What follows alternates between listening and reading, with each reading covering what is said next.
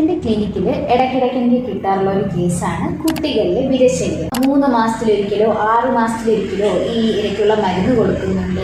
കുറച്ച് സമയമാകുമ്പോഴത്തേക്കും ഈ സെയിം ഇറിറ്റേഷനും പ്രശ്നങ്ങളും ഒക്കെ തിരിച്ചും വരുന്നുണ്ട്. അപ്പോൾ ഇതിനുള്ള കാരണങ്ങൾ എന്തൊക്കെയാണ്, ഇതിനെ ഫലപ്രദമായിട്ട് എങ്ങനെ നമുക്ക് കൺട്രോൾ ചെയ്യാം എന്നൊക്കെയാണ് ഞാൻ ഈ വീഡിയോയിൽ പറയാൻ പോകുന്നത്.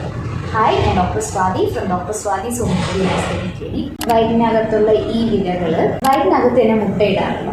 അപ്പോൾ ഇതിന് മുട്ടയിടാൻ സമയമാകുമ്പോൾ രാത്രി കാലങ്ങളിൽ വയറിൽ നിന്ന് മലദ്വാരത്തിന്റെ ഭാഗത്തോട്ട് വരും. പുറത്തോട്ട് വന്നിട്ട് മുട്ടയിടും. ഒരു പ്രാവശ്യം തന്നെ more than thousands of egg ആണ് ഈ വിരകൾ ഇടുന്നത്. ഈ സമയത്ത് കുട്ടിക്ക് ഇറിറ്റേഷൻ ഫീൽ ചെയ്യും. അപ്പോൾ കുട്ടി എന്ത് ചെയ്യും? ചൊറിയുമ്പോൾ എന്ത് ചെയ്യും?